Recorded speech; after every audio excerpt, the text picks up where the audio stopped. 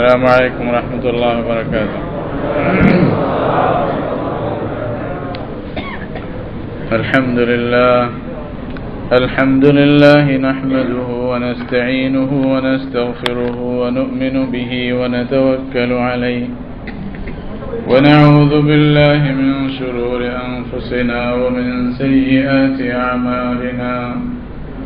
من يهده الله فلا مضل له ومن يضلل فلا هادي له. وأشهد أن لا إله إلا الله وحده لا شريك له وأشهد أن محمدا عبده ورسوله. اللهم صل على سيدنا محمد وعلى آله وأصحابه وبارك وسلم. اللهم صل على سيدنا محمد وعلى آله وأصحابه وبارك وسلم. أما بعد فأعوذ بالله من الشيطان الرجيم. بسم الله الرحمن الرحيم. في بيوت أذن الله أن ترفع ويذكر فيها اسمه يسبح له فيها بالغدو والآصال.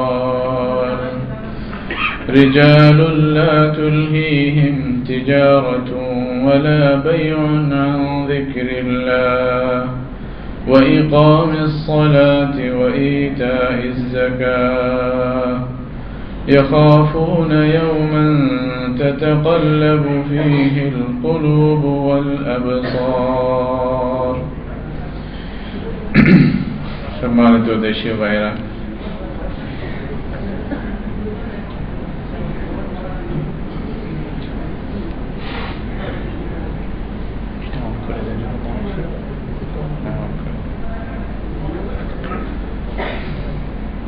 গত বৈঠকে আমরা নামাজের গুরুত্ব এবং নামাজের ফজিলত সম্পর্কে কিছু কথা বলেছিলাম।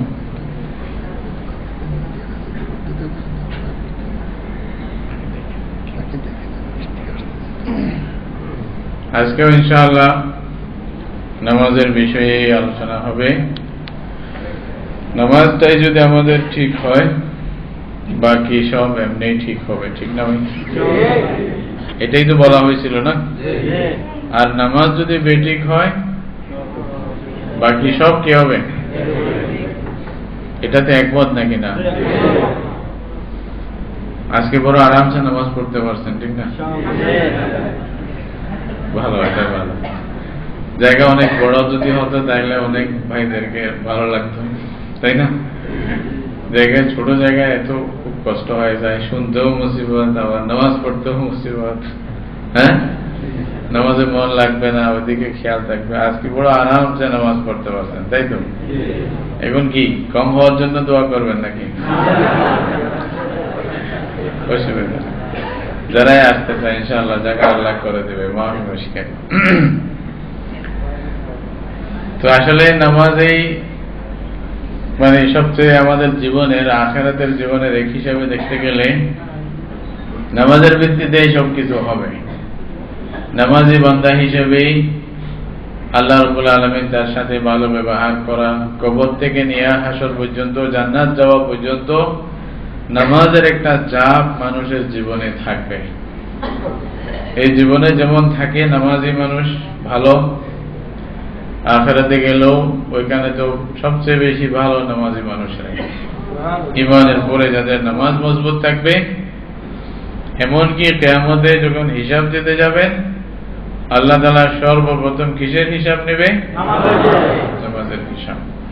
তাও নামাজের হিসাবটা ঠিক করে দিতে পারলে বাকিগুলো আল্লাহ বলবেন যে বাকিগুলো ছেড়ে দাও। আর নামাজে যদি আটকে যান বাকিগুলো আরো কঠিন হয়ে যাবে, সামনে যাওয়াটাই কি হবে? মুশকিল হয়ে যাবে। তা আমরা যারা যারা নামাজ পড়া ধরছিলাম ওরা ধরে আছি তো নাকি? বাদ দিব না তো? আজকে আপনাদেরকে আমি কিছু নামাজ জামাতে নামাজ পড়ার ফজিলত সম্পর্কে বলবো। বিষয় বুঝে আসছে? জামাতে নামাজ পড়ার ফজিলত কি, গুরুত্ব কি, এই জিনিসটা শুধু আজকে বুঝাবো। নামাজের ব্যাপার আসলে এতগুলি হাদিস, এত ফজিলত, এত ধরনের কথা শেষ করার মতো না বলে নামাজের উপরে যারা লেখছে, যেহেতু আল্লাহ রাব্বুল আলামিন নামাজের গুরুত্ব দিয়েছে, এরকম রাসূলুল্লাহ সাল্লাল্লাহু আলাইহি ওয়াসাল্লাম নিজেও গুরুত্ব দিয়েছেন নামাজের, আল্লাহ বলছেন, বিদায় দিয়েছেন, যার কারণে আলেম ওলামারা নামাজের মসলা মাসাইল, ফজিলত, গুরুত্ব, রহস্য, এটার তাৎপর্য অনেক ধরনের করে বর্ণনা করছে। এটা বিরাট একটা লাইব্রেরি হয়ে গেছে শুধু নামাজ সম্পর্কে। নামাজ ইসলামের একটি রুকন। নামাজ কি, নামাজ কাকে বলে, কেমনে পড়তে হবে, কি পড়লে কি ফায়দা হবে, কোন নামাজের কি ফজিলত আছে ইত্যাদি। আবারও বুঝে আসবে যদি শুধু জামাতের সাথে নামাজ পড়া এইটার গুরুত্ব যে এত বেশি, তাহলে বুঝবেন। স্বাভাবিক নামাজের যখন আমি জামাতে নামাজ পড়ার কথা বলবো, তখন সর্বপ্রথম আমাদের চিন্তা আসবে মসজিদ, ঠিক তো? মসজিদ ছাড়া ঘরে নামাজ পড়লে তো আর জামাতের গুরুত্ব থাকবে না, ঠিক না ভাই? যেখানেই তাহলে প্রত্যেক গ্রামে অন্তত একটা মসজিদ থাকা জরুরি না?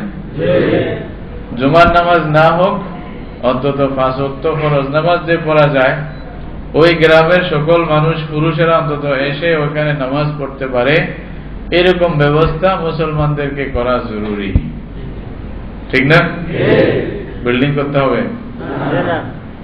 বিল্ডিং করতে হবে না।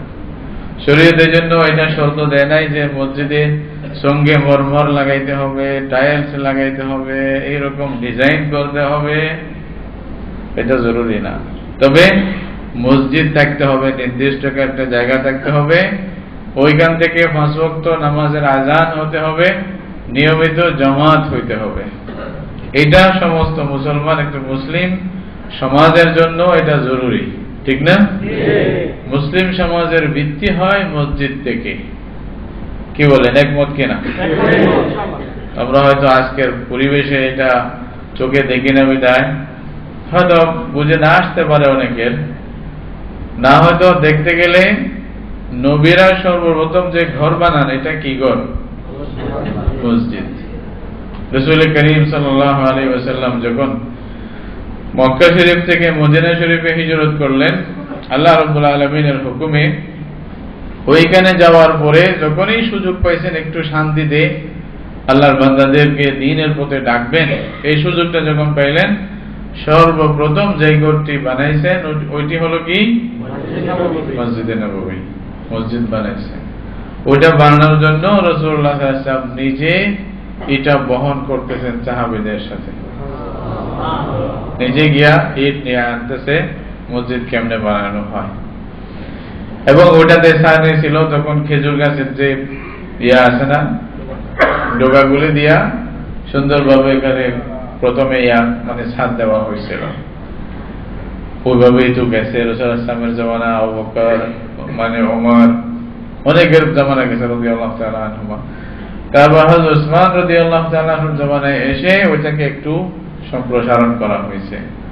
এরপরে আস্তে ধীরে যুগে যুগে এটার সংস্কার হয়েছে, বর্তমানে যা আপনারা দেখতেছেন, তাই না?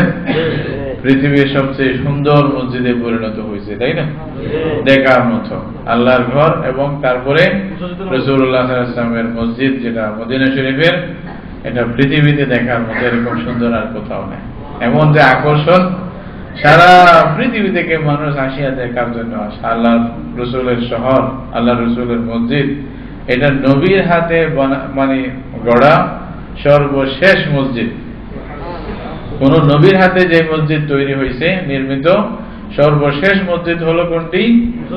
মসজিদে নববী। মদিনা শরীফে গিয়ে রাসূল সাল্লাল্লাহু আলাইহি ওয়াসাল্লাম এর আগে আরেকটা মসজিদ বানাইছিলেন, জানা আছে কারো? বলেন।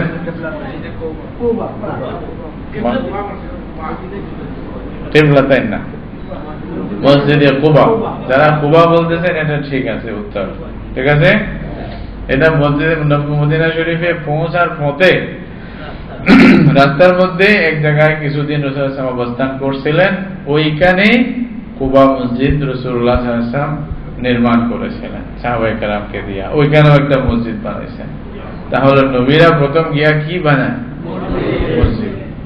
কুবাতে একটা মসজিদ বানাইছে, ওই মসজিদের সাথে রাসূলুল্লাহ সাল্লাল্লাহু আলাইহি ওয়াসাল্লামের সম্পর্ক এত বেশি ছিল, যদিও বা মদিনা শরীফে রাসূলুল্লাহ সাল্লাল্লাহু আলাইহি ওয়াসাল্লাম চলে গেছিলেন থাকার জন্য, প্রত্যেক সপ্তাহে হয়তো পায়ে হেঁটে না হয়তো সওয়ার হয়ে আল্লাহ রাসূল সাল্লাল্লাহু আলাইহি ওয়াসাল্লাম ওইখানে কুবা মসজিদে আসতেন, 2 রাকাত নামাজ পড়িয়ে তারপরে যেতেন। একটা মসজিদের সাথে কি সম্পর্ক আল্লাহ রাসূলের। এবং রাসূলুল্লাহ সাল্লাল্লাহু আলাইহি ওয়াসাল্লাম বলছেন, 2 রাকাত নামাজ যে এই কুবা মসজিদে পড়বে তার জন্য এটা মকবুল উমরার সওয়াব আল্লাহ তাআলা দান করবে। আল্লাহু আকবার। ওখানে বসে বসে সব, ঠিক না? এত বেশি সওয়াব আছে। রাসূলুল্লাহ সাল্লাল্লাহু আলাইহি ওয়াসাল্লাম প্রত্যেক সপ্তাহে, কোন সপ্তাহে মিস হতো না হওয়া। তাহলে জামাতের কথা বললেই তো প্রথম মসজিদের কথা আসতেছে। এই মসজিদটা আমাদেরকে তৈরি করতে হবে, ঠিক না ভাই? আজকে থেকে কি আগে মসজিদ তৈরিতে লেগে যাবেন? যা তৈরি আছে তাকে তৈরি করতে হবে না, ঠিক আছে? যদি কোথাও না থাকে ওখানে অবশ্যই আপনি চেষ্টা করেন, ঠিক না? আপনি যদি চেষ্টা করেন, যদি পুরা দিতে পারেন তো বেশি ভালো। রাসূলুল্লাহ সাল্লাল্লাহু আলাইহি ওয়াসাল্লাম বলছেন, আল্লাহ এই যে ইবাদত নামাজ প্রতিষ্ঠার জন্য যারা মসজিদ তৈরি করে তাদের ব্যাপারে রাসূলুল্লাহ সাল্লাল্লাহু আলাইহি ওয়াসাল্লাম হাদিসের মধ্যে বলতেছেন, মান বানা লিল্লাহি মসজিদান বানাল্লাহু লাহু বাইতান ফিল জান্নাহ। যে ব্যক্তি আল্লাহর জন্য কোন একটা মসজিদ তৈরি করবে, আল্লাহর কোন ঘর যেখানে আল্লাহর ইবাদত করা হয়, এরকম কোন মসজিদ যদি কোথাও কেউ তৈরি করে, আল্লাহ রাব্বুল আলামিন তার জন্য জান্নাতে একটি ঘর তৈরি করে দেবেন। আপনি একা যদি না পারেন, যারা সাথী আছে সবাইকে সাথে নিয়ে যদি করেন, অল্প কিছু সহযোগিতা করেন, তাতেও আল্লাহ তাআলা আপনাকে একটা ঘর বানায় দেবেন, হাদিসের মধ্যে আছে। তাহলে প্রথম আমাদেরকে মসজিদ ঠিক করতে হবে, মসজিদ থেকে আযান দিতে হবে। নামাজের জন্য আযান দেওয়া হয় সর্বপ্রথম জামাতের নামাজ। আযান যদি না দেয় তাহলে জামাতের নামাজ বুঝবো কেমনে? সময় হয়েছে এটা বুঝে আসবে? ইন্তজার যে আমি করব, অপেক্ষা করব, এটা হলো কি আযানের মাধ্যমে না বুঝবো। তাহলে আমার অন্তর মসজিদের সাথে লেগে থাকবে কিনা, মানে মসজিদ থেকে আযান আসতেছে কিনা এই অপেক্ষায় থাকবো। যখনই আযান আসবে তখন দৌড় দিয়া মসজিদে নামাজের জন্য যাবো, এই তো না? যার অন্তর মসজিদের সাথে লেগে থাকে, অন্তরের মধ্যে মসজিদের খবর থাকে, মসজিদের সাথে লটকানো থাকে, এর ব্যাপারে কত যে ফজিলত, এই সব কিছু জামাতের ফজিলতের অন্তর্ভুক্ত। এই জন্য বলতেছি আমি, রাসূলুল্লাহ সাল্লাল্লাহু আলাইহি ওয়াসাল্লাম বলতেছেন, সাবআতুন ইউযিল্লুহুমুল্লাহু ফি যিল্লিহি ইয়াওমা লা যিল্লা ইল্লা যিল্লু, ইমামুন আদিল ওয়া শাবুন নাশা ফি ইবাদাতিল্লাহ ওয়া রাজুলুন কলবুহু মুআল্লাকুন বিল মাসাজিদ। রাসূলুল্লাহ সাল্লাল্লাহু আলাইহি ওয়াসাল্লাম বলতেছেন, 7 জন মানুষ এরকম আছে যে আল্লাহ রাব্বুল আলামিন কিয়ামতের দিন তাদেরকে নিজের ছায়ায় ছায়া দিবেন। হাদিসের যারা ব্যাখ্যা করেন তাদের মধ্যে অনেকে বলছেন যে সেই দিন আল্লাহর আরশের ছায়া ছাড়া অন্য কোনো ছায়া তো থাকবে না, সুতরাং আল্লাহ নিজের আরশের নিচে তাদেরকে ছায়া দেবেন, যেন নিজে তাদেরকে নিয়ে নিলেন। আসল এরকম সৌভাগ্যবান মানুষ যারা হবেন 7 জন, তাদের মধ্যে একজনের কথা রাসূলুল্লাহ সাল্লাল্লাহু আলাইহি ওয়াসাল্লাম বলতেছেন, ওয়া রাজুলুন কলবুহু মুআল্লাকুন বিল মাসাজিদ। এমন ব্যক্তি যার অন্তর মসজিদের সাথে লটকানো থাকে, লাগিয়ে থাকে। কি কাজ করছেন? পয়সা খরচ করছেন? কি বলেন? পয়সা কি খরচ হয়েছে? 10 দিনার দিতে হয়েছে? মাসের যে বেতন অর্ধেক দিয়ে দিতে হয়েছে? হয় নাই। আল্লাহর আরশের নিচে ছায়া দিবে যেদিন আর কোনো ছায়া থাকবে না। ছায়ার গুরুত্ব বুঝছেন এদিন? না বলে ছায়া দিয়ে কি করব? বাংলাদেশি মানুষের কাছে ছায়ার বেশি গুরুত্ব থাকবে না, ওখানে তো সব জায়গাতে ছায়া। কারণ গাছ আছে, গাছপালা অনেক বেশি আমাদের দেশে, তাই না? মরুভূমির দেশে হয়তো একটু হইলে বুঝে আসবে। বাঙালিদেরকে বললে এটা কি গুরুত্বপূর্ণ জিনিস হইল নি। একটু চিন্তা করেন কিয়ামতের মাঠটা কি হবে। ওইখানে কোনো ছায়া থাকবে না, আল্লাহর আশা ছাড়া আর কোনো ছায়া থাকবে না। কিন্তু ওই মাঠটা 1 ঘন্টা না ভাই, মাঠ ওটা কিসের? 50,000 বছরের। কয় হাজার বছর? আল্লাহু আকবার। 50,000 বছর দীর্ঘ একটা লম্বা একটা দিন। সেই দিনে সব মানুষ এখানে থাকবে। এবং কি সূর্য আজকে তো আমাদের থেকে অগণিত মাইল দূরে, কোটি কোটি মাইল দূরে, আমি জানি না কত মাইল, আল্লাহ জানে, তাই না?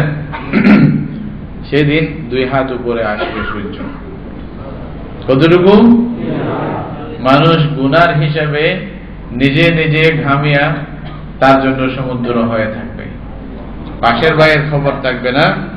কারো হাঁটু পর্যন্ত, কারো রান পর্যন্ত, কারো কোমর পর্যন্ত, কারো সিনা পর্যন্ত, কারো গলা পর্যন্ত, কারো নাকের উপরে চলে যাবে ঘাম গুনার কারণে। এরকম সেই দিন আল্লাহ তাআলা এই বান্দা যার সম্পর্ক মসজিদের সাথে আছে, যার তাআল্লুক অন্তরের সম্পর্কটা কোথায়? পয়সা খরচ করতে হয় না। অন্তরের সম্পর্কটা মসজিদে রাখতে কোনো পয়সা খরচ করতে হয় না। আপনাদের যারাই আছেন, যারা সত্যিকার অর্থে আল্লাহকে ভালোবাসেন, আল্লাহ রসুলকে ভালোবাসেন, দ্বীনকে ভালোবাসেন, দ্বীন শিখতে চান, দ্বীনের কথা শুনতে চান, দ্বীন সম্পর্কে জানতে চান, বলেন তো আল্লাহর ঘরে বসে আছেন, সোমবারের একটা অপেক্ষা থাকে না? কি বলেন, থাকে কিনা? পয়সা একেবারে যদি না দেয় তারপরেও থাকবে না, বরং আরো বেশি থাকবে। এখন আরো পুরো পাক্কা ইখলাস, এখন কি আর ওটা চিন্তাও নেই, ঠিক না? এই যে সম্পর্কটা আছে, প্রত্যেক মানে কবে সোমবার আসতেছে দেখি, বা গিয়া একটু বয়ান শুনবো, কিছু কথা শুনবো, রাসূল সাল্লাল্লাহু আলাইহি ওয়াসাল্লামের হাদিস শুনবো, একটা হাদিস শুনবো, এটা মনের মধ্যে একটা মানে টান একটা থাকে কিনা? এরকম আল্লাহর ঘরের সাথে বান্দার টান থাকা, এক নামাজের পরে আরেক নামাজের অপেক্ষায় থাকা, এক নামাজের পরে আরেক নামাজের অপেক্ষায় থাকা, এই যে যেটা বললাম, এই মসজিদের সাথে সম্পর্ক, এটাতেই আল্লাহ এত ফজিলত আমাকে আপনাকে দিচ্ছে। কি ফজিলত পাইতেছি? কিয়ামতের দিন আল্লাহর আরশের নিচে আল্লাহ কি দিবেন? আর মসজিদ বানানোর জন্য আমার কোনো অংশ থাকলে আল্লাহ তাআলা জান্নাতে আমার জন্য কি করবে? ঘর তৈরি করে দেবেন। রাসূলুল্লাহ সাল্লাল্লাহু আলাইহি ওয়াসাল্লামের জামানায় এক মহিলা মসজিদে নববীতে ঝাড়ু দিত। খুব কালো একজন মেয়ে, সে মসজিদে নববীর মধ্যে কি দিত? ঝাড়ু দিত, ঝাড়ু দিত। এবং এক পাশে গিয়া, ওখানে তো ঘরের তখন এরকম অবস্থা ছিল না, অনেক সময় হয়তো আরাম করত, পড়ে থাকতো। রাসূলুল্লাহ সাল্লাল্লাহু আলাইহি ওয়াসাল্লাম হঠাৎ করে একদিন মানে মেয়েটাকে দেখে নাই, একদিন 2 দিন না দেখে আল্লাহ রসুল খবর নিয়েছে যে মেয়েটা কোথায়? এই যে কালো মেয়েটা ছিল যে মসজিদে ঝাড়ু দিত, সে কোথায়? তারপরে সাহাবায়ে কেরাম বললেন যে ইয়া রাসূলুল্লাহ, সে তো মারা গেছে। রাসূলুল্লাহ বললেন ইন্না লিল্লাহি ওয়া ইন্না ইলাইহি রাজিউন, তোমরা আমাকে জানাও নাই? বলছে ইয়া রাসূলুল্লাহ, সে মারা গেছে, মানে আমরা মনে করছি ছোট মানুষ, আপনাকে কি কষ্ট দিব, আপনি হয়তো ঘুমাইতেছেন, আমরা কয়েকজনের জানাজা পড়ে ফেলছি। রাসূলুল্লাহ নারাজ হয়ে গেছে, কেন তোমরা আমাকে বললে না? তারপরে বল, চলো আমার সাথে, ওর কবর দেখাই দাও কোথায়। এটা 3 দিনের ভিতরেই ছিল। যখন কবর দেখাই দিয়েছে রাসূলুল্লাহ সাল্লাল্লাহু আলাইহি ওয়াসাল্লাম, ওর কবরে গিয়া আল্লাহ রাসূল আবার জানাজার নামাজ পড়ছে। তারপরে কড়া নিষেধ করছে, খবরদার আমি জীবিত থাকতে আমার উম্মতের কেউ যদি মারা যায়, আমি পৌঁছতে পারি এরকম যদি সুযোগ থাকে, আমাকে না বলে কবরে দিও না। কারণ এটা আমি যদি নামাজ পড়ি, তার জন্য কবরে নূর হবে আল্লাহর পক্ষ থেকে, আলো হবে। এটা আল্লাহর অর্ডার ছিল রাসূলুল্লাহ সাল্লাল্লাহু আলাইহি ওয়াসাল্লাম বলা হচ্ছে উম্মতের হক দেখে। একটা মেয়ে, কালো মেয়ে, দুরজাহানের সরদার, ওনার এত গুরুত্ব দিচ্ছেন কেন? মসজিদে ঝাড়ু দিত। মসজিদের কাজ করলে, মসজিদের একটু আসিয়া খেদমত করলে আপনারই ফায়দা, আমারই ফায়দা। মসজিদের আদব বজায় রাখলে ফায়দা কার? আল্লাহ রসুলের দোয়া পাওয়া যাবে, ওনার সুপারিশ পাওয়া যাবে, আল্লাহর পক্ষ থেকে রহমত নাযিল হবে, সবকিছু।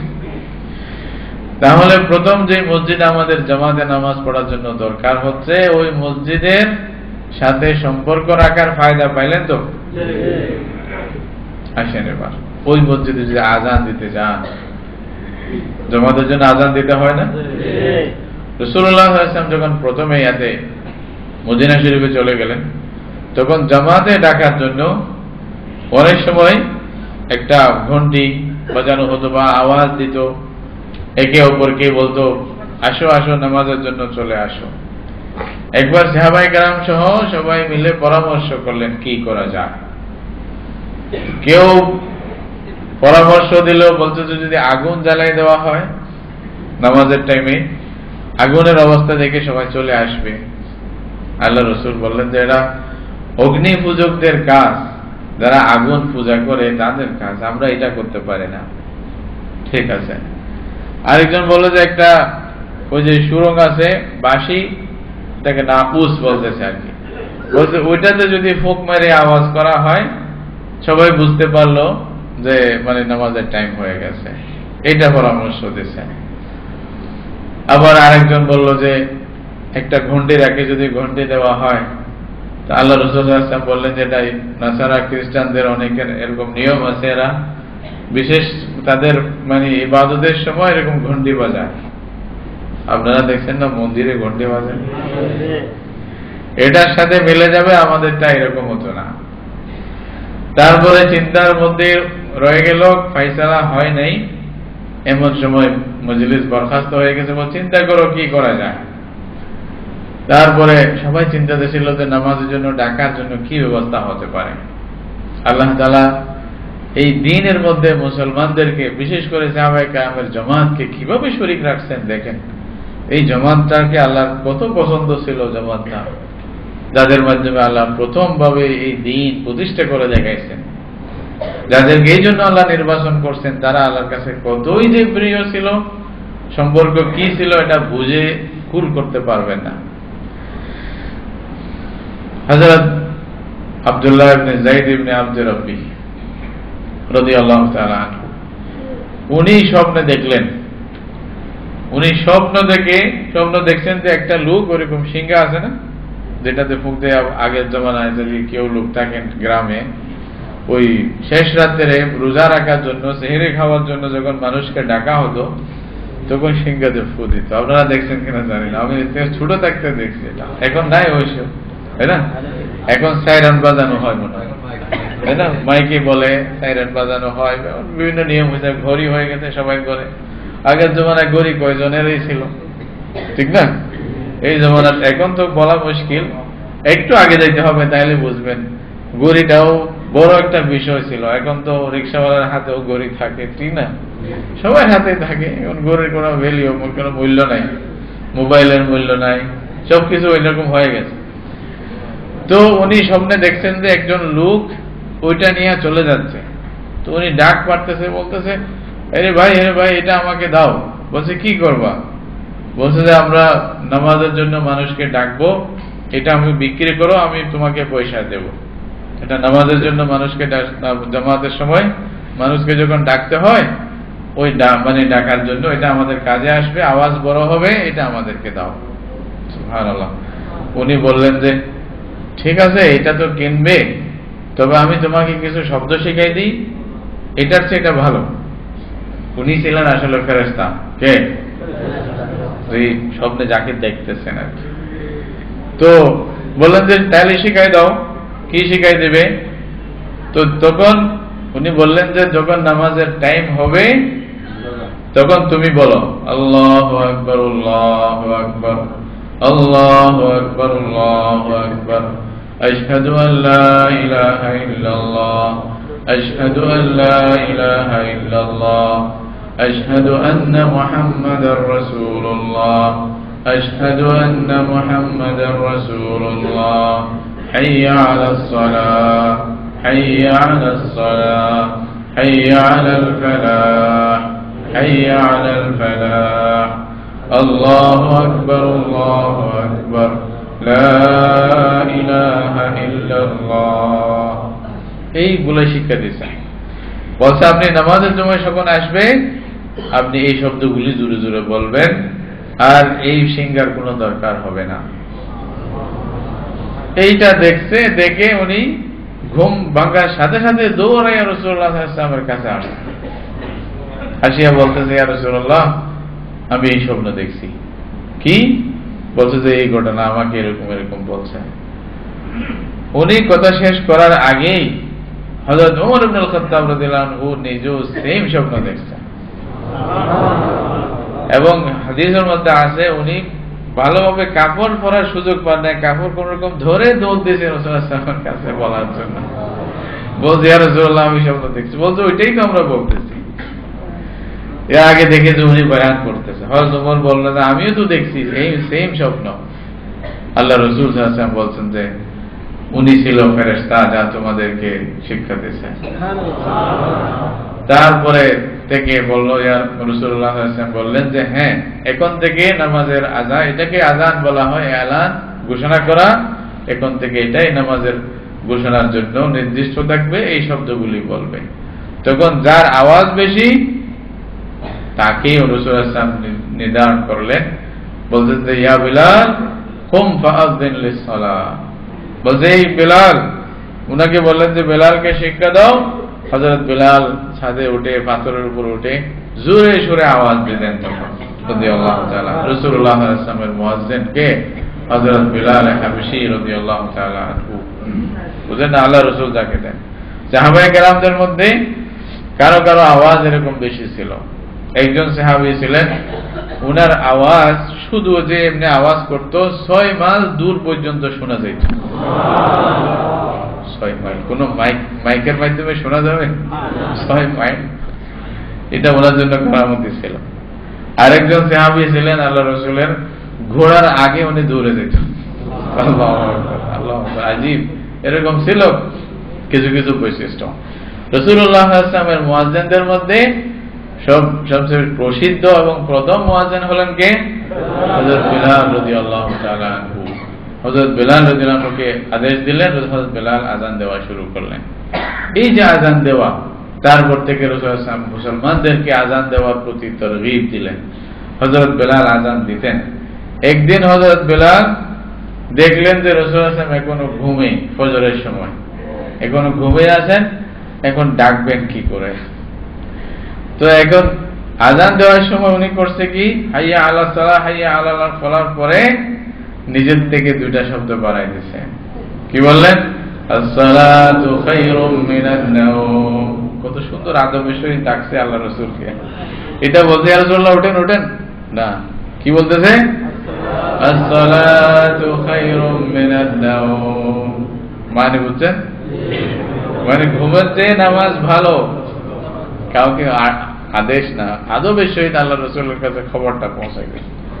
রাসূলুল্লাহ সাল্লাল্লাহু আলাইহি ওয়াসাল্লাম এখানে যাওয়ার সাথে সাথে উঠে গেছে। আরে তারপর ওঠার পরে, বিলাল, এই দুইটাকে ফজরের আযানে তুমি সব সময় রাখবে। শরীয়ত হয়ে গেল না এখন? আগে না বলে এখন শরীয়ত হয়ে গেছে। আল্লাহু আকবার। তারপর থেকে ফজরের আযানে এই দুইটাও অ্যাড হয়ে গেল, বাকি আযান যেভাবে আছে সেভাবে। এইভাবে আযান দেওয়া, আযান দেওয়ার কি ফজিলত রাসূলুল্লাহ সাল্লাল্লাহু আলাইহি ওয়াসাল্লাম বলতেছেন। হযরত মুআবিয়া রাদিয়াল্লাহু তাআলা আনহুর বর্ণনা, আতওয়ালুন নাসি আনাকান ইয়াউমাল কিয়ামা আল মুয়াজ্জিনুন। যারা আযান দিবে নামাজের জন্য কিয়ামতের দিন, সমস্ত মানুষের মধ্যে তাদের গর্দনা অনেক লম্বা হবে। কি খারাপ লাগবে দেখতে? গর্দন লম্বা হবে মানে কি? খালি গর্দনটা লম্বা হয়ে যাবে তা না, মানে মানুষের এমন একটা মর্যাদা, সম্মান হবে যে এতগুলি লোকের উপরে দেখা যাবে, ওরে বাবা, এই মানুষ এই তো আযান দিত, আল্লাহর জন্য ডাকছে। মুয়াজ্জিন আসলে কি? ইকবাল এই কথাটা পুরো সুন্দর করে বলছে যে, রহ গিয়া রসমে আযান রূহে বেলালি না রহি, ফলসফা রহ গিয়া তলকিন গজালি না রহি, বলছে আসলে কি আজানের রসম তো আছে, বেলালি রূহ কোথায়? হযরত বেলাল যে রূহ দিয়ে আজান দিত, ডাকতো মানুষকে, ওইটার দরকার। অন্য জায়গায় উনি বলছেন আলফাযু মাআনি মে তাফাউত নেহি লেকিন, শব্দ একই, অর্থ একই। মুল্লা কি আদা और মুজাহিদ কি আদা और। আল্লামা ইকবাল কত সুন্দর করে বুঝে দিয়েছেন। বলছে এমনি যারা পয়সা নিয়ে আজান দেয় তাদের আজান একরকম, আর মুজাহিদ যে জান প্রাণ দিয়ে সবকিছু দিয়ে যে আজান দিতে চায়, আল্লাহর দিকে ডাকতেছে, তার আজানের অর্থ ভিন্ন। দুজনের মধ্যে অনেক পার্থক্য আছে, আসলে ওইটাই।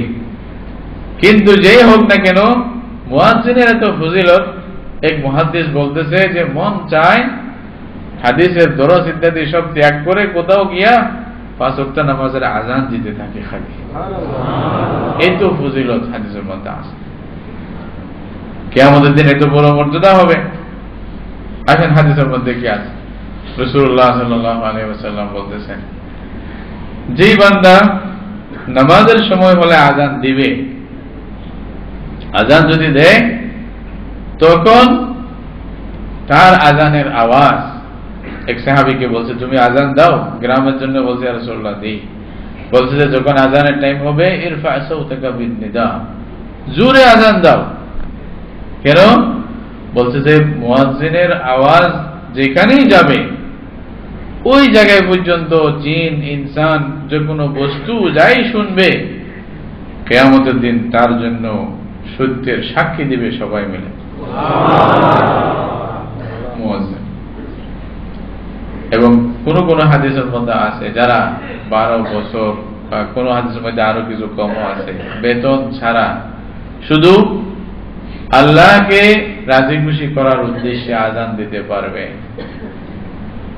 তার জন্য আল্লাহ তাআলা জান্নাত ওয়াজিব করে দিবেন।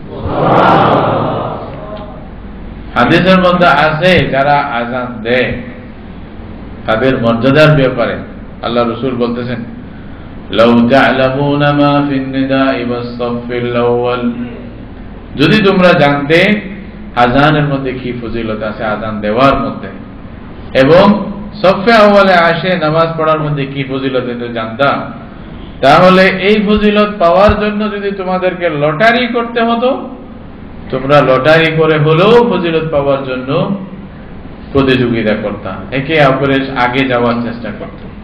কিন্তু তোমরা জানো না বিদায় হয়তো খবর নাই। সাহাবায়ে কেরাম সবাই আজান দিতে ভালো পছন্দ করতেন। তাই বলি আবার মুয়াজ্জিনের তোয়াক্কা না করে নিজে দিতে যায় না, ঝামেলা হয়ে যাবে না। যেখানে মুয়াজ্জিন নির্দিষ্ট আছে, ওইখানে আপনি আজান ওনার অনুমতি ছাড়া দিবেন না। এটাও শরীয়তের মাসালা আছে, রাসূল সাল্লাল্লাহু আলাইহি ওয়াসাল্লাম এটাও বলছেন যে উনি হকদার প্রথমে, যাকে নির্ধারণ করা হয়েছে।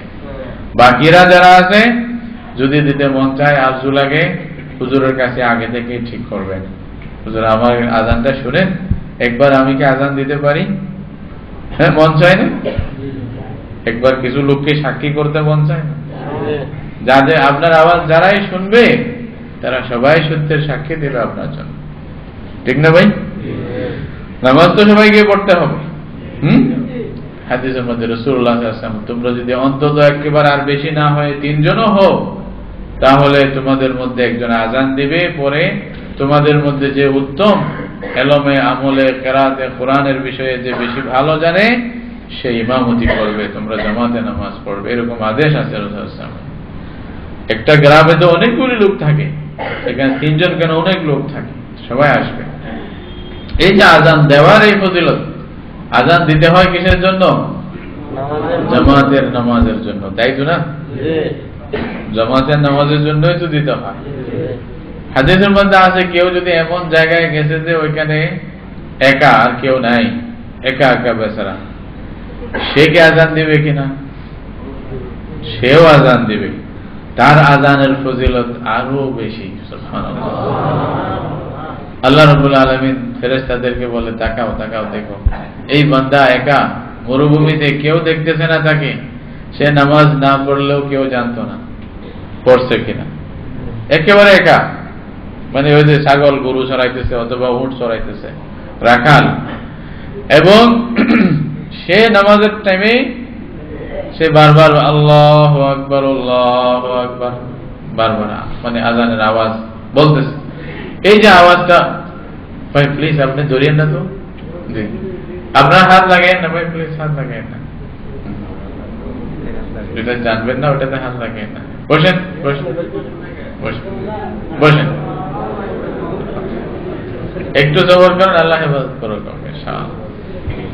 জি, আর একটু আবার সমস্যা হয়ে গেলে আবার এগুলোর জন্য দায়ী কে হবে, বুঝেন না? একটু জবর করেন ইনশাআল্লাহ, আল্লাহ তাআলা আজর দিবেন।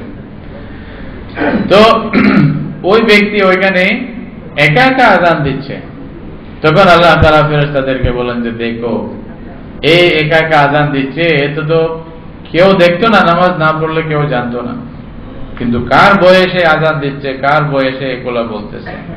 সেই যখন আশহাদু আল্লা ইলাহা ইল্লাল্লাহ এটা যখন বলে রাসূলুল্লাহ সাল্লাল্লাহু আলাইহি ওয়াসাল্লাম বলছেন, তখন আল্লাহর পক্ষ থেকে বলা হয় তোমার জন্য ওয়াজিব হয়ে গেছে আযান দিতেই এই অবস্থা। এবং যখন আশহাদু আন্না মুহাম্মাদুর রাসূলুল্লাহ সাল্লাল্লাহু আলাইহি ওয়াসাল্লাম যেটা মানে আযানের মধ্যে আছে, আশহাদু আন্না মুহাম্মাদুর রাসূলুল্লাহ যে বলে পুরো আযান যখন দেয়, আল্লাহ তাআলা তার সাথে নামাজ পড়ার জন্য অগণিত ফেরেশতা পাঠায় দেয়। উভয় পাশে অনেক ফেরেশতা তার সাথে আসে নামাজ পড়ার জন্য তৈরি হয়ে যায়। তাহলে এই আযান দেওয়ার এতই ফজিলত শুধু আযান দেওয়ার মধ্যেই আছে। হাদিসের মধ্যে এরকমও আছে, রাসূলুল্লাহ সাল্লাল্লাহু আলাইহি ওয়াসাল্লাম বলতেছে, যে ব্যক্তি আযান দিবে, আযান দেওয়ার পরে তোমার যা মন চায় আল্লাহর কাছে চাও, আল্লাহ সাথে সাথে ক্ষমা করে দেবে। যেটা তুমি আল্লাহর কাছে চাইবে এটা আল্লাহ তোমাকে দেবে। এটা তো আযান মুয়াজ্জিন না দিল, অন্য যারা আমরা আছি মুয়াজ্জিন সবাই তো হতে পারবো না, কি পারবো নাকি ভাই? কেউ একজন দিবে আযান, তাই না? তো বাকিরা সব থেকে মাহরুম, কি বলেন না? রাসূলুল্লাহ সাল্লাল্লাহু আলাইহি ওয়াসাল্লাম তাও বলছেন অন্য যারা আযান দিবে না এরা সবাই মিলে এক, মুয়াজ্জিন এক, এই দুই তো না মুসল্লি, হয়তো মুয়াজ্জিন হবে বা মুয়াজ্জিন হবে না। যারা মুয়াজ্জিন হবে না, ইমাম হোক মুক্তাদি হোক যারাই হোক, এরা সবাই মিলে রাসূলুল্লাহ সাল্লাল্লাহু আলাইহি ওয়াসাল্লাম বলছেন, যখন তুমি মুয়াজ্জিনকে বলতে শুনবে ফাকুলু মিসলা মা ইয়াকুলুল মুয়াজ্জিন, মুয়াজ্জিন যা বলে সেভাবে তুমিও বলো,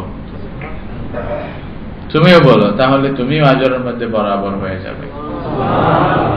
খালি রাসূলুল্লাহ সাল্লাল্লাহু আলাইহি ওয়াসাল্লাম কি বলছেন, যখন হাইয়া আলাস সালাহ হাইয়া আলাল ফালাহ বলবে, তখন তুমি লা হাওলা ওয়ালা কুওয়াতা ইল্লা বিল্লাহ এটা বলবে।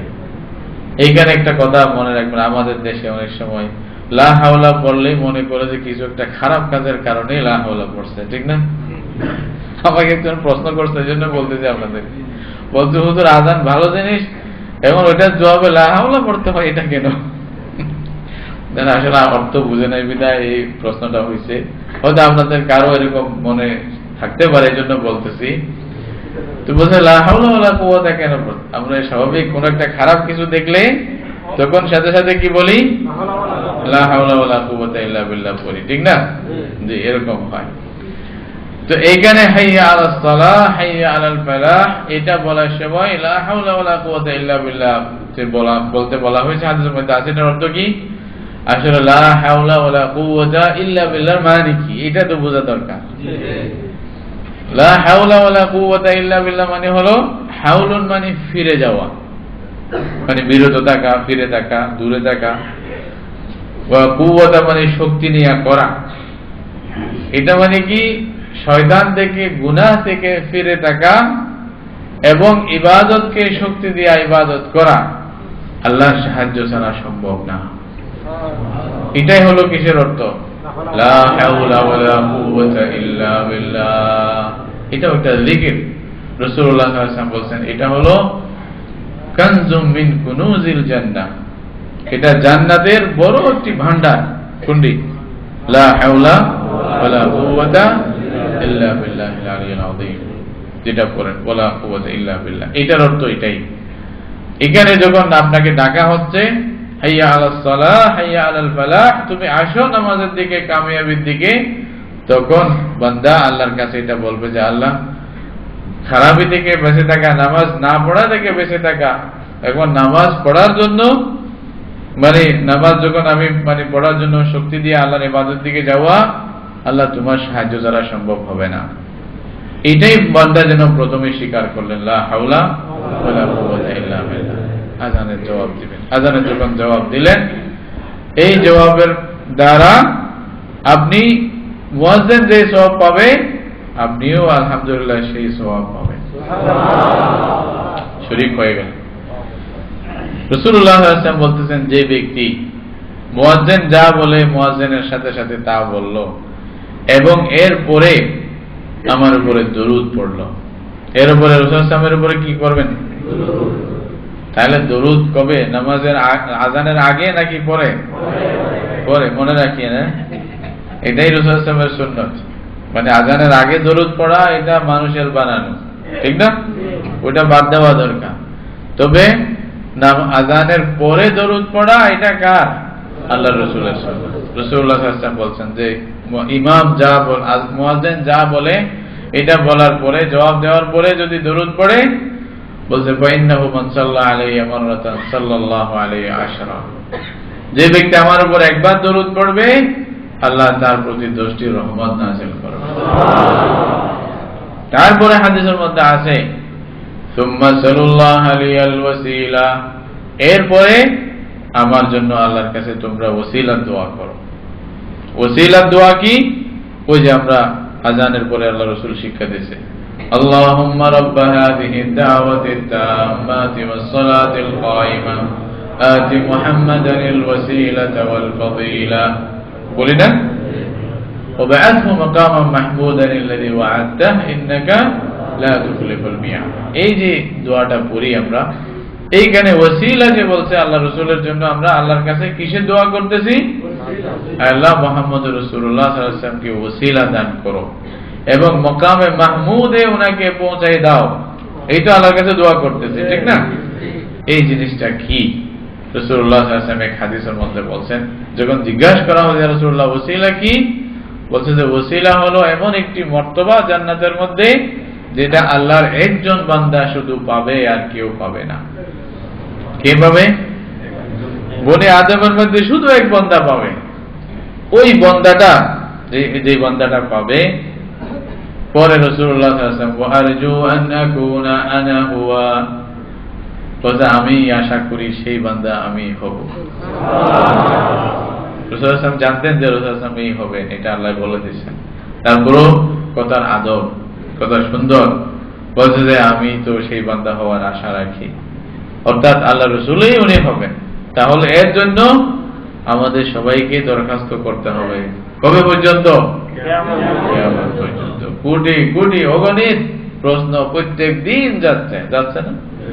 সারা পৃথিবীতে একেবারে না হলো অগণিত মানুষ, এটা বলতে হবে না, কয় কোটি আপনি হিসাব করবেন, কয় কোটি হিসাব করবেন যারা দোয়া পড়তেছে না? আপনার কি মনে হয় না যে পড়তেছে? অনেকেই পড়তেছে, আল্লাহর বান্দা পড়তেছে, দোয়াও করতেছে, আযানের জবাবও দিচ্ছে, আল্লাহর কাছে যাবে। তো রাসূলুল্লাহ সাল্লাল্লাহু আলাইহি ওয়াসাল্লাম বলেন, ফামান সাআলাল্লাহা লিয়াল ওয়াসিলা হাল্লাত লাহু শাফাআতি, যে আমার জন্য আল্লাহর কাছে ওসিলার দোয়া করবে, তার জন্য আমার সুপারিশ ওয়াজিব হয়ে যাবে। আমি তার জন্য সুপারিশ করব কিয়ামতের দিন। আযানের জবাব দিলে, আযানের জবাবের পরে দোয়া পড়লে আপনি রাসূলের সুপারিশ পাইতেছেন। এটাও কিসের সাথে সম্পর্ক?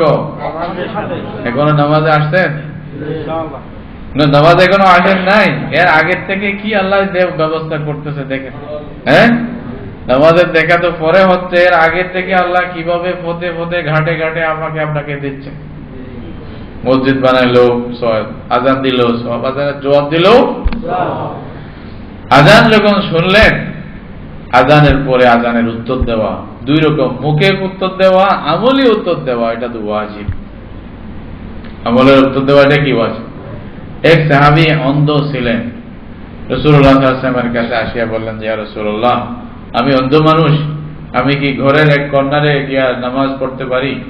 আমার জন্য একটি জায়গা ঠিক করে ওখানে নামাজ পড়বো, মসজিদে আসবো না? রাসূলুল্লাহ সাল্লাল্লাহু আলাইহি ওয়াসাল্লাম বললেন যে হ্যাঁ, ঠিক করে ওই ঘরের এক পাশে গিয়া তুমি নামাজ পড়িও। যখন চলে যাচ্ছিলেন তখন আবার ডাক দিয়েছেন, বলছে তুমি কি আযান শোনো? বলছে ইয়া রাসূলুল্লাহ, আযান তো শুনি। বলছে ইযান ফাজিব। আল্লাহ রাসূল বলেন যদি আযান শুনে থাকো তাহলে জামাতে আসতে হবে তোমাকে। আল্লাহু আকবার। মানে জামাতে আসা ওয়াজিব। আযান শোনার পরে অবশ্যই কি করবেন? যদি হাদিস মানে উম্মতের মধ্যে হাদিসের মধ্যে আছে, ফুকায়ে কেরাম বলছেন আপনি কোন মসজিদে আছেন, বসে আছেন, অথবা ওই আশেপাশের লোক যেখানে আপনি নামাজ পড়েন ওই মসজিদের আযান শোনার পরে যদি আপনি ওই জায়গা ত্যাগ করেন, এটাও আপনার জন্য মাকরুহ, এটাও গুনার কাজ। যদি প্রয়োজন না থাকে, যদি আপনার কোনো প্রয়োজন থাকে এমন যে অন্য জায়গায় গিয়ে আপনি নামাজ পড়াবেন অথবা অন্য জায়গায় আপনার জরুরত সেরে ওখানে নামাজ পড়বেন, সেই নিয়তে বের হচ্ছেন, তাইলে ভিন্ন। এমনি বের হয়ে যাবেন, এটাও গুনার শরীক, গুনার মধ্যে আপনার জন্য গুনাহ লেখা হবে। আপনি নামাজ পড়িয়ে তারপরে বের হবেন। ঠিক আছে, আসেন এখন মসজিদে আসার জন্য তৈরি হতে হবে না? আযান যখন হয়েছে, রাসূলুল্লাহ সাল্লাল্লাহু আলাইহি ওয়াসাল্লামের ব্যাপারে হযরত আয়েশা রাদিয়াল্লাহু তাআলা আনহা বলতেছেন আল্লাহ রাসূল সাল্লাল্লাহু আলাইহি ওয়াসাল্লাম আম মানুষের মতো আমাদের সাথে চলাফেরা ব্যবহার করতেন, হাসতেন, কথা বলতেন, নিজের কাজ নিজে করতেন। অনেক সময় জুতা ওই যে ফিতা লাগাইতে হচ্ছে নিজে করতেছেন, কাপড় সেলাইতেছেন, এবং ওই যে মানে ছাগল থেকে দুধ দোহাইতেছেন, এবং স্ত্রীদের সাথে কাজের মধ্যে অনেক সময় অংশগ্রহণ করতেন। মানে তরকারি মানে কেউ কাটবে, রাসূল সাল্লাল্লাহু আলাইহি ওয়াসাল্লাম নিজে অংশগ্রহণ করতেছে, সহযোগিতা করতেছে। এত বড় নবী, এত বড় দুই জাহানের সরদার ঘরের মধ্যে কাজগুলি করতেছে। বলছে যখনই আযান হয়, সুবহানাল্লাহ, আয়েশা বলতেছেন যখনই আযান হয় কান্নাহু লা ইয়ারিফুনা, এমন অবস্থা যেন আমাদেরকে রাসূলুল্লাহ চিনেনই না। আল্লাহু আকবার। আযান হওয়ার সাথে সাথে মনে হয় যেন উনি আমাদেরকে আর চিনেন না, যেন এখন কি ছিল এখন কি হলো, সাথে সাথে রেডি হয়ে যায়, তৈরি হয়ে যায়। কোথায় যাওয়ার জন্য? জামাতে শরীক হওয়ার জন্য, জামাতে গিয়ে নামাজ পড়ার জন্য, নামাজ পড়ানোর জন্য। আওয়াজ আসছে, এটা কার পক্ষ থেকে আওয়াজ আসতেছে? আল্লাহর পক্ষ থেকে। মুনাদি আওয়াজ দিচ্ছে, আসো আসো, টাইম হয়ে গেছে, এখন দুনিয়া ছাড়ো। ওয়ালাল আখিরাতু খায়রুল লাকা মিনাল উলা, দুনিয়ার চেয়ে আখিরাত উত্তম, চলে আসো।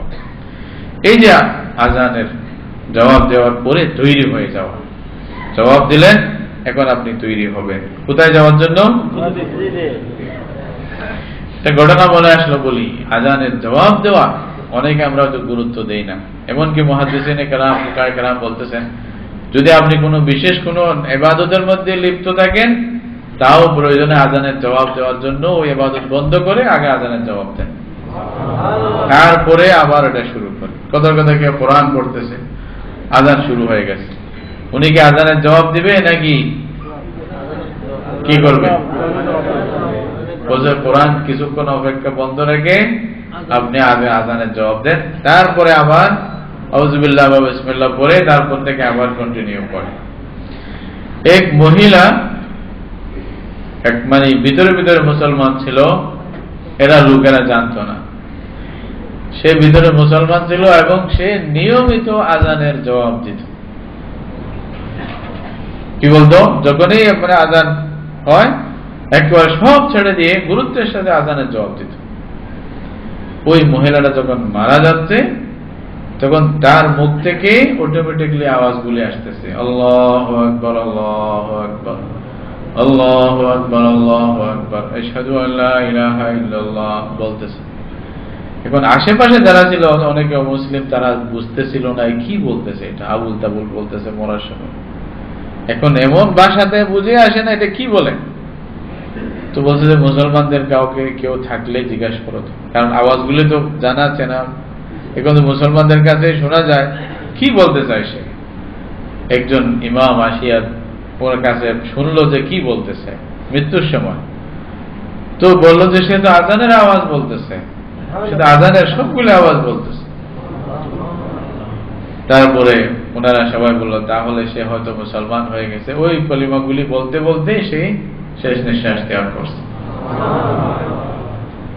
ওরা সবাই মিলে মহিলাকে মুসলমানদের হাওয়ালা করছে, তোমরা একে দমন করো। আল্লাহ তাআলা কিভাবে বান্দাদেরকে বদলা দিয়ে দিয়েছে। যে সময় ওই সময় মুখ থেকে আওয়াজটা বের হয়ে যাচ্ছে, আল্লাহু আকবার আল্লাহু আকবার আসতেছে। আপনারা শুনছেন হয়তো একটা অনেক বুড়া মানুষ মুয়াজ্জিন ছিল, সারা জীবন আজান দিয়েছে, পরে এমন অবস্থা যে কমায় চলে গেছে। কমায় চলে যাওয়া বুঝেন তো, কমায় চলে গেলে তো মানুষ আর খবর থাকে না। কিন্তু আজীব আল্লাহ রাব্বুল আলামিনের কি একটা নিদর্শন ছিল, যখন আজানের সময় হতো তার মুখ থেকে আজানের আওয়াজ বের হচ্ছে, আবার বন্ধ। আপনারা দেখছেন কিনা জানি না, আমি পড়ছি এবং দেখছিও। এই যে রাশিয়াতে একটা ফুল আছে, যখন আজানের আওয়াজ শুনবে তখন ফুটবে। আল্লাহু আকবার, যখন আজানের আওয়াজ আল্লাহু আকবার আল্লাহু আকবার ফুটে যাচ্ছে, আজান শেষ, বন্ধ হয়ে গেছে। আল্লাহ তাআলা কি করে রাখছে, এটার আওয়াজের সাথে কি সম্পর্ক? নীল আর্মস্ট্রং বলে যিনি আসমানে গেছিলেন, জানেন নাকি? নাম শুনছেন হয়তো। প্রথম ব্যক্তি যিনি আসমানে, ওই যে আসমানে না, চন্দ্রে গেছে, চাঁদের সফর করছিল। প্রথম ব্যক্তি যিনি চাঁদের দেশে গেছিলেন, উনি আসার পরে কয়েকটা কথার মধ্যে একটা কথা এটাও ছিল যে আমি ওইখানে বারবার একটি আওয়াজ উঠতে দেখছি উপরের দিকে। কি? আল্লাহু আকবার আল্লাহু আল্লাহু আকবার। দিকে দিকে দিকে চতুর্পাশ থেকে আওয়াজটা আসতেছে, খালি উপরের দিকে যাচ্ছে। বলছে চিন্তা করলাম এটা কি হতে পারে, বারবার বারবার এটা যেন এদিকে উঠতেই আছে, একটা ধ্বনি যেন আসতেছে। পরে মনে বুঝলো দিয়েছে মুসলমানদের আজানের আওয়াজ আসতেছে, অনবরত যাচ্ছে এই উপরের দিকে। আল্লাহু আকবার আল্লাহু আকবার। কোরআনের মধ্যে আছে ইলাইহি ইয়াসআদুল কালিমুত তাইয়্যিবু ওয়াল আমালুস সালিহু ইয়ারফাউহু। আল্লাহর দিকে ভালো কালিমা যেগুলা, এটা উপরের দিকে উঠে। কোরআন বলতেছে ইলাইহি ইয়াসআদ আল কালিমুত তাইয়্যিব। আল্লাহু আকবার, লা ইলাহা ইল্লাল্লাহর চেয়ে ভালো কথা আর কিছু হতে পারে না? উঠতেছে, বারবার যাচ্ছে। তো সে ওখান থেকে আসার পরে সে মুসলমান হয়ে গেছে। সে রাসূল সাল্লাল্লাহু আলাইহি ওয়াসাল্লামের ওই যে মুজিজা যেটা ছিল, শাকুল কামার, চাঁদ দুই টুকরা হওয়ার, ওইটাও সে দেখছে ওখানে, এটাও একটা কারণ। আর আওয়াজ যেটা উঠতেছিল বারবার, আশহাদু আল্লা ইলাহা ইল্লাল্লাহ আশহাদু আন্না মুহাম্মাদুর রাসূল, আযানের আওয়াজগুলি বারবার যাচ্ছে। বলছে এটা নিশ্চয় সত্য দিন, এখানে কোন রকমের গোজামিল নেই। আসার পরে সে মুসলমান হয়ে গেছে। এগুলা তো আমাদের দৌলত, ঠিক না ভাই? আজকে থেকে সবাই আযানের জবাব দিব কিনা? কোনো গফলত করব না তো। আল্লাহ তাআলা এইটাই হয়তো উসিলা করে আল্লাহ আমাকে জান্নাত দিয়ে দিতে পারে, ঠিক না? আযানের জবাবও দেব এবং দোয়াও করব পরে, যেটা হাদিসের মধ্যে আসছে। দরুদ পড়ে তারপরে দোয়া পড়ব, ঠিক না? আল্লাহ তৌফিক দান করুন। তারপরে আযানের জবাব দেওয়ার পরে আপনার কাজ হবে মসজিদে আসার জন্য তৈরি হওয়া, এই তো? মসজিদে আসার জন্য তৈরি হতে আপনি কি করবেন? দেখবেন কাপড় পাক কিনা, শরীর পাক কিনা এবং জায়গা পাক কিনা, এই দেখতে হবে, তাই না? জায়গা তো মসজিদ আছে, এটা তো পবিত্র আছেই। তাহলে আপনাকে নিজের শরীরকে পাক করতে হবে। যদি গোসলের দরকার হয় আগে তাড়াতাড়ি গোসল করবেন, আর যদি গোসল দরকার না হয়, স্বাভাবিক দরকার হয় না মানুষের এরকম করতে করতে, তখন আপনার দরকার হবে ওযু করা, ঠিক না? তো ওযু কি জন্য? নামাজের জন্য। জামাতে নামাজ পড়তে আসবো, ওযু করতে হবে না? ওযুর ফজিলত সম্পর্কে আমি আপনাদেরকে আগে বলছিলাম, মনে আছে? জিজ্ঞেস করবো আজকে? সব মনে থাকবে? কি কি ফজিলত একটা বলেন দেখি। ওযু করলে মানুষ ভালোভাবে ওযু করলে কি ফায়দা পায়? কে বলবেন? একজন বলেন, কি ফায়দা পায়? ছোট গুনাহ ঝরে যায়। তারপরে আচ্ছা আমি আবার বলে দিই, অনেকদিন হয়ে গেছে হয়তো মনে নাই। আবার মাশাআল্লাহ মনে আছে সবাই, হয়তো একটু চিন্তা করলে সবাই আসবে। রাসূলুল্লাহ সাল্লাল্লাহু আলাইহি ওয়াসাল্লাম বলতেছেন ইন্না উম্মতি ইউদআউনা ইয়াওমাল কিয়ামা গুররান মুহাজ্জালিনা মিন আথারিল ওযু। ওযুর কারণে কিয়ামতের দিন আমি আমার উম্মতকে আলাদাভাবে চিনতে পারবো। কেন? এই যে নিদর্শনগুলো চমক, একটা চমক মারবে, ফোকাস, একটা ফ্ল্যাশ করবে। হ্যাঁ, এটা চমক এমন জোরে আসবে যে ওইখানে আমার একজন উম্মত আছে বলতে পারবে। আল্লাহ, রাসূলুল্লাহ সাল্লাল্লাহু আলাইহি ওয়াসাল্লাম যে বাড়াইতে চাই বাড়াও। হযরত আবু হুরায়রা এতটুকু করতেন, বলছিলাম মনে আছে নাকি? বগল পর্যন্ত নিয়ে আসতেন। বলছে কেন?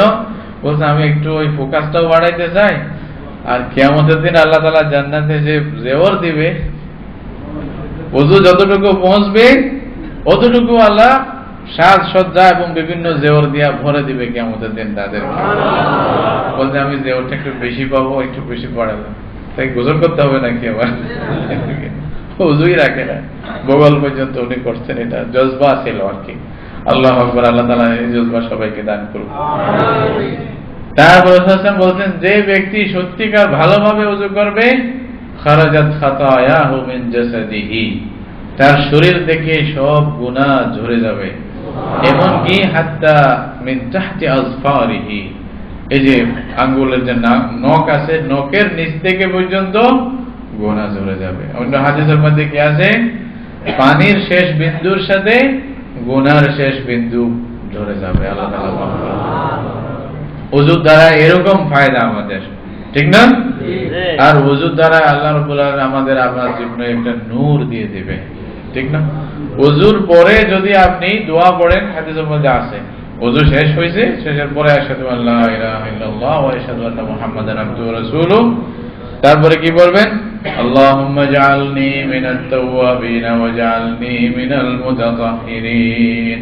এই দোয়াটা পড়বেন ওযুর শেষে। রাসূলুল্লাহ সাল্লাল্লাহু আলাইহি ওয়াসাল্লাম বলতেছেন, জান্নাতের 8টি দরজা তার জন্য খুলে দেওয়া হবে, যেটা দিয়ে ইচ্ছা ঢুকতে পারবে। নামাজ শুরু করছেন এখনো? না, নামাজ এখনো শুরু করেন নাই। এর আগে থেকে কি এত কিছু বলতে হুজুর, আর নামাজের কি দরকার? কি বলেন ভাই? যার জন্য সব ইন্তজাম, উনি না থাকলে ইন্তজাম আর কি ফায়দা? এটা বুঝবেন না, ঠিক তো? নাকি এটা বুঝেন নাই আবার? আচ্ছা, আল্লাহ রাব্বুল আলামিনের নিয়ামত এবং রহমত বরকতের পাওয়া থেকে খুশি হওয়া, এটাও নবীদের সুন্নাত। এটাও কি ভাই? নিয়ামতের শুকরিয়া। আল্লাহ তুমি এত কিছু দিচ্ছ, আলহামদুলিল্লাহ, আলহামদুলিল্লাহ, সুবহানাল্লাহ। আল্লাহ তো দিতে পারে আমাদেরকে, তাই না?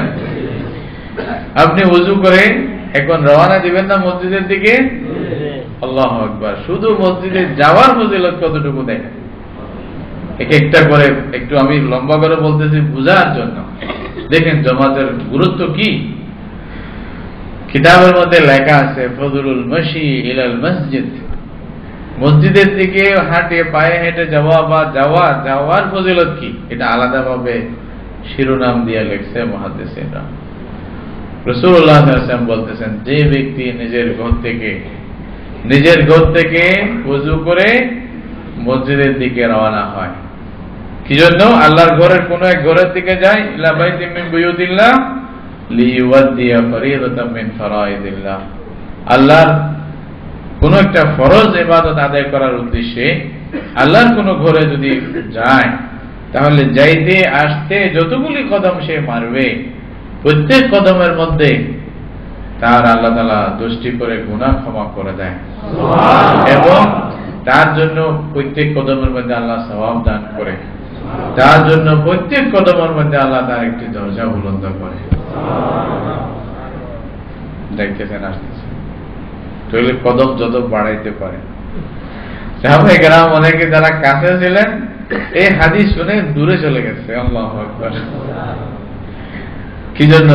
সওয়াব বেশি হওয়ার জন্য। ওয়াসারিউ ইলা মাগফিরাতিম মির রাব্বিকুম ওয়া জান্নাতিন আরদুহা আস-সামাওয়াতু ওয়াল আরদ উইদ্দাত লিল মুত্তাকিন। আল্লাহ বলতেছে, হ্যাঁ, এটার মধ্যেই প্রতিযোগিতা করা দরকার। বান্দা, এটার মধ্যে প্রতিযোগিতা করো, কে কার থেকে বেশি নিতে পারো, তাই না? প্রতিযোগিতা আমরা করে খালি লাল লাল দিনারের জন্য, ঠিক না ভাই? কালোটা পাইলে তো আরো ভালো, নাকি? বড় হয়ে যাবে খালি দুনিয়া। এটা দুনিয়া থাকবে না, দুনিয়া এখানে রেখে চলে যেতে হবে আপনার।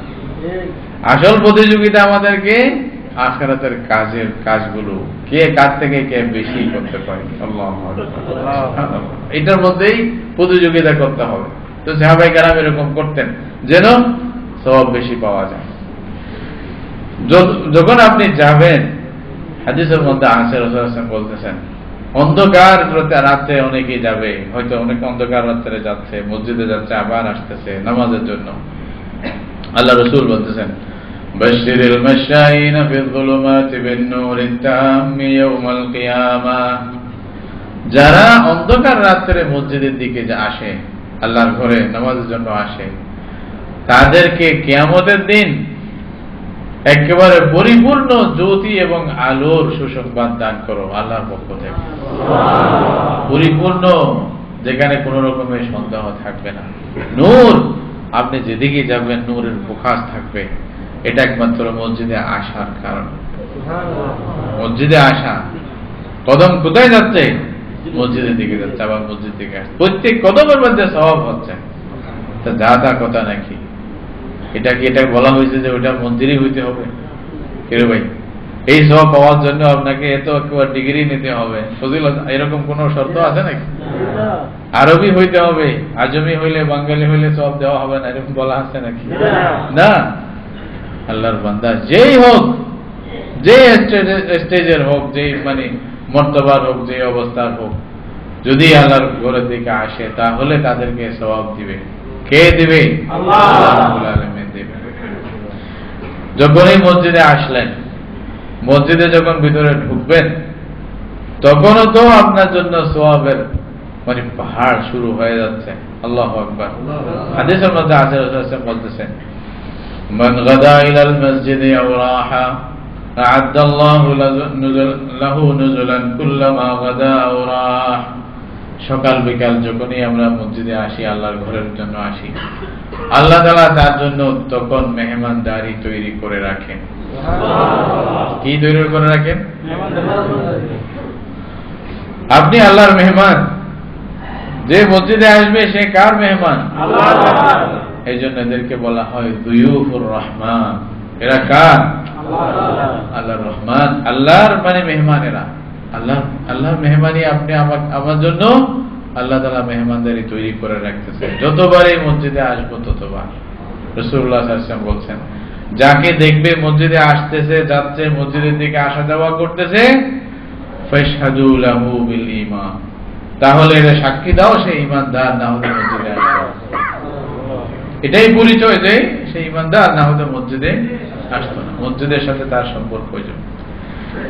যখনই আপনি মসজিদে ঢুকলেন, হাদিসের মধ্যে আছে, যখন আপনি আসবেন মসজিদে প্রথমে ডান পা দিয়া ঢুকবেন।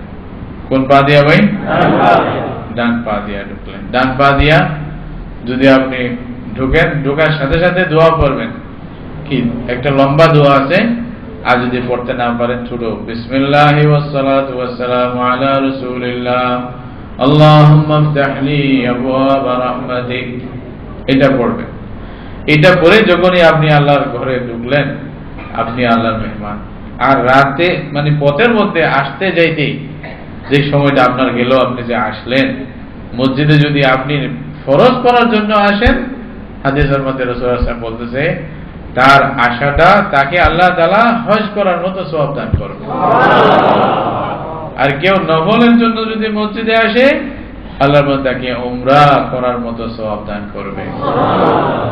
আমি আপনাদেরকে আগে হাদিস শুনাইছিলাম, কেউ যদি মসজিদে আসতেছে নামাজের জন্য, জামাতে নামাজ পড়বে আসতেছে, তখন যদি সে এটাও নিয়ত করে আমি কিছু শিক্ষা দিব অথবা শিক্ষা করব, তাহলে আল্লাহ তাআলা হজ, উমরা এবং জিহাদের সওয়াব দান করবে তাকে।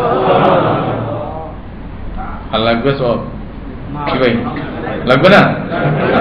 আসল তো সামনে, এখনো কি দেখছেন? আসল তো আর সামনে রয়ে গেছে, ঠিক না? আল্লাহু আকবার। দেখেন আল্লাহ তাআলা কি দিচ্ছে। আল্লাহু আকবার। এটা বলার পরে মসজিদ ছাড়তে মন চাইবে?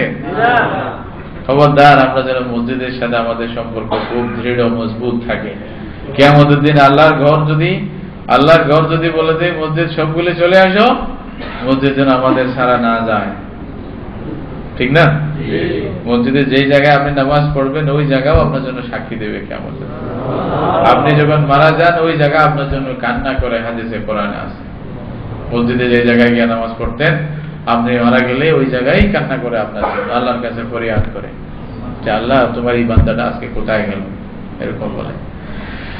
বরহাল মসজিদে আসার পরে ভিতরে প্রথমে হাদিসে রাসূল সাল্লাল্লাহু আলাইহি ওয়াসাল্লাম বলছেন আল্লাহর ঘরের তাহিয়া হলো 2 রাকাত নামাজ পড়া প্রথমেই। এটা ওযুর পরে এবং তাহিয়াতুল মসজিদ হিসাবে পড়তে পারেন। ওযু করে আসছেন, ওযুর পরে পড়বেন, তাহিয়াতুল ওযু হয়ে যাবে, দুইটা একসাথে হয়ে যাবে। কোন কোন রাওয়ায়াতে আর তিনটাও একসাথে হয়ে যায় যদি আগে কোনো সুন্নত থাকে। বরহাল যদি 2 রাকাত নামাজ পড়েন, এটার কি ফজিলত?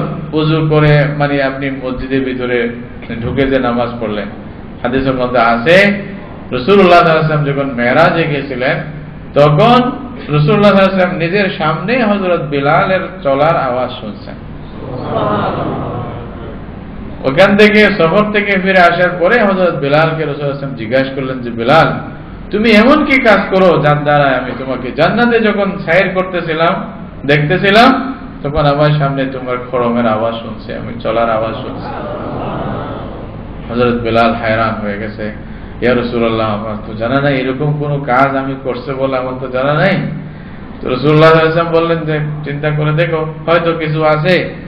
তিনি বললেন যে ইয়া রাসূলুল্লাহ আমি দিনে রাতে যখনই আমার ওযু ছুটে যায় আমি সাথে সাথে ওযু করে 2 রাকাত নামাজ পড়ি। সুবহানাল্লাহ, আল্লাহু আকবার। বলছে যে এটাই হয়তো কারণ তাহিয়াতুল ওযু এবং মসজিদে ঢুকলে তাহিয়াতুল মসজিদও হয়ে যায় একসাথে। তাহলে এই যে 2 রাকাত নামাজ পড়বেন এটার দ্বারাই জান্নাতে স্থান হয়ে যাবে ইনশাআল্লাহ।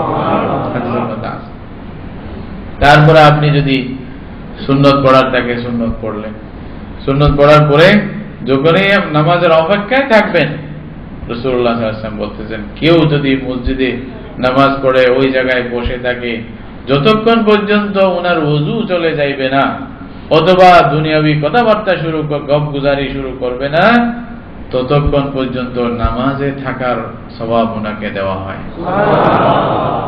নামাজ না পড়লেও নামাজের কি সওয়াব দেওয়া হয়। এবং 2 জন ফেরেশতা আল্লাহর ফেরেশতা ওনার জন্য মাগফিরাতের দোয়া করেন এবং বলেন আল্লাহুম্মা গফির লাহু ওয়ারহামহু, এই দোয়া করেন। কি বলেন ফেরেশতারা? আপনি গেছেন আল্লাহর ঘরে, আল্লাহ তাআলা ডিউটি লাগাই দিয়েছে, ফেরেশতা ডিউটি লাগাইছে, কি বলছে যে আমার বান্দার জন্য দোয়া করো, আল্লাহ ওনাকে ক্ষমা করে দাও, আল্লাহ ওনাকে দয়া করো। এই দোয়া কারা করতে থাকে? যতক্ষণ মসজিদে বসবেন যতক্ষণ থাকবেন ততক্ষণ আপনার জন্য দোয়া করবে। আল্লাহু আকবার। কি লাগবে ভাই? আরো দরকার। আপনি দেখেন অনেক সময় আমরা দোয়ার জন্য মাজারে যাচ্ছি, নাউজুবিল্লাহ, বন্ডদের কাছে যাচ্ছি, তারা মানে দ্বীনের কোনো খবর নাই, যারা বলে যে নামাজের মতো নামাজ একটা বললে হয়, নাউজুবিল্লাহ। হ্যাঁ, এটা কি রাসূল জানতেন না? কাঁধের উপরে ভাত দিয়া নামাজে যাচ্ছে, বলছে সৈয়দার মতো সৈয়দা একটা দিলে হয়, নাউজুবিল্লাহ। কি হয় জানেন? সৈয়দার মতো সৈয়দা একটা দিলে মুশরিক হয়। এটা কি বললেন? কবরে গিয়া যদি একটা দেন সৈয়দা শেষ হইছে, কি হইছে? মুশরিক হইছে, সে মুসলমান থাকবে না। বুঝে আসছে? সৈয়দা কাকে দিতে হবে? আল্লাহকে দিতে হবে। হ্যাঁ, ভান্ডারে গিয়া অনেক সময় দোয়া চাওয়ার জন্য চলে যায়, বাবার কাছে যাবে, নাউজুবিল্লাহ, নিজের বাপ ভুলে গেছে, কত বাপ বানাইছে হিসাব নাই। বুঝেন না? আমাদের আমরা এত বেকুব, এত আমাদের দেমাগ কাজ করে না। সে বাবা হওয়ার কি উপযুক্ত তাকে বলেন তো? লজ্জা আসা দরকার। আমার বাপ আমার জন্য এত কিছু করছে, আমি উনি থাকতে আরেকজনকে বাপ বলতেছি, এটা তো খুব খারাপ কাজ না? যাই হোক, মানে যা বুঝে না তাদেরকে বোঝানোর চেষ্টা করবো ইনশাআল্লাহ। তো ওইখানে গিয়া যে দোয়া চাইতেছেন বলতেছেন, তো এক তো দোয়া করে কিনা তাও তো মুশকিল, তাই না? তাও বোঝা যায় না। বুঝে ওইরকম যদি হয়, এক হুজুর নাকি নামাজ পড়াইছে, তো 5 বছর পর্যন্ত ওনাকে বেতনই দেয় নাই। পরে বলছে যে হুজুর বেতন দিব না আপনাদেরকে, বলছে আপনি এমনি চলে যান, আপনাদের বেতন দেওয়ার ব্যবস্থা নাই। তো হুজুর বলছে দেখো যা নামাজ পড়াইছি সবগুলি আবার নতুন করে পড়ে দিও। 5 বছরের নামাজ? বলছে হ্যাঁ। বলছে আমি যা পড়াইছি একটা ওযু ছিল না আমার, এমনি পড়াইছি। যে ধরে কিনা সেই ধরে বেচা হয়ে গেল। কি বলে উল্টা হয়ে গেল না? তো এরকম তো খবরই থাকে না তাদের দোয়া কবুল হবে তো দূরের কথা, সে নিজের কি করতে এটাও খবর নাই। আল্লাহর ঘরে আসার সাথে সাথে নূরের ফেরেশতা যাদের কথা মকবুল, যে আল্লাহ আদেশ দিচ্ছেন যাদেরকে বলার জন্য এবং আল্লাহর সাথে সাথে গ্রহণ করবেন, তারা আপনার জন্য লেগে আছে দোয়া করতে। কোথায় যাবেন দোয়ার জন্য? আল্লাহর ঘরে আসবেন না অন্য জায়গায় দৌড়াবেন? আল্লাহর ঘরে আসিয়া দেখেন না ভাই মজা কি, তাইলে বুঝে আসবে। একবার লাগাইয়া দেখেন না অন্তর, তাহলে তো বুঝে আসবে। তাহলে ফেরেশতারা দোয়া করতেছে। যখনই ইকামত হলো, নামাজের জন্য দাঁড়াবেন, প্রথম সফে যাওয়ার যে ফজিলত, এটাও রাসূলুল্লাহ সাল্লাল্লাহু আলাইহি ওয়াসাল্লাম বলতেছেন, সফে আউয়ালে যাওয়ার ফজিলত যদি জানতাম, লটারি করে হলো এটা নেওয়ার চেষ্টা করতাম। সফে আউয়ালে যাও, মারামারি লাগাই দিতা তোমরা যদি জানত।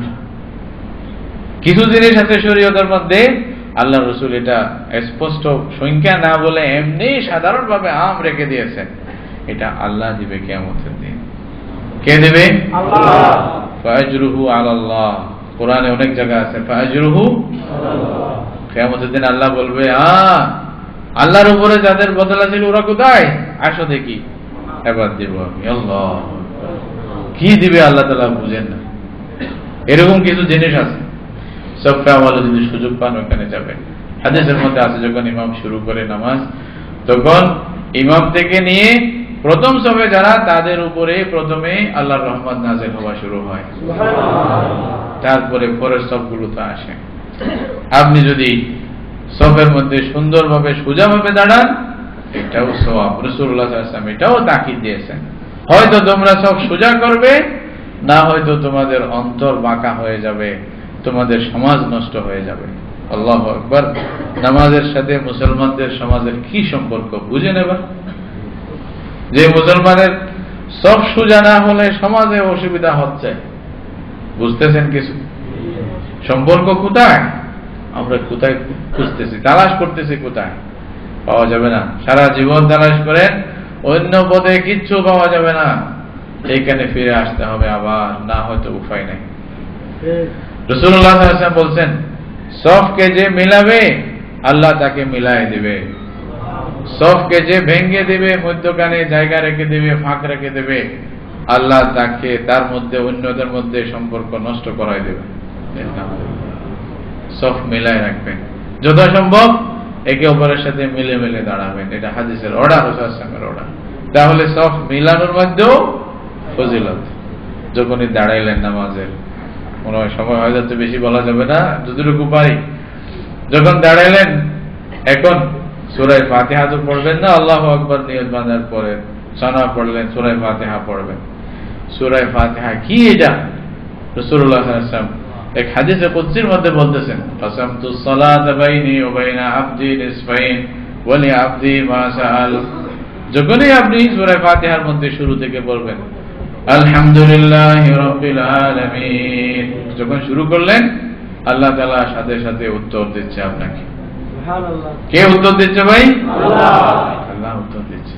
আপনার সাথে আল্লাহর সাথে কি হচ্ছে? কথা হচ্ছে। আপনি বলতেছেন, আল্লাহ উত্তর দিচ্ছে। আল্লাহু আকবার। এই বড় মর্যাদা আর কিছু লাগে? নামাজের কি অবস্থা দেখেন। এবং যখনই আপনি এক একটা আয়াত পড়বেন, আল্লাহ তাআলার সাথে সাথে উত্তর দেবেন। কি করতেছি আমরা সূরা ফাতিহার মধ্যে?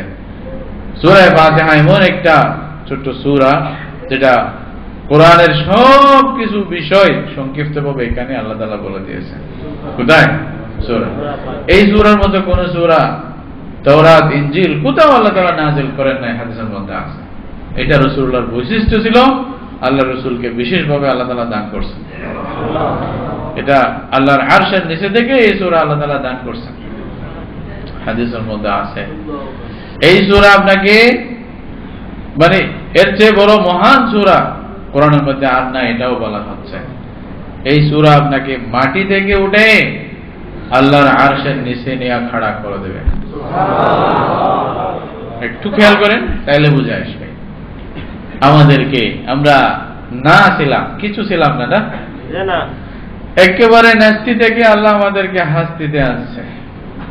আমাদের এই যে অস্তিত্ব যেটা আসছে, এটা কে দান করছে? আল্লাহ। সেই আল্লাহর জন্য প্রশংসা হবে না?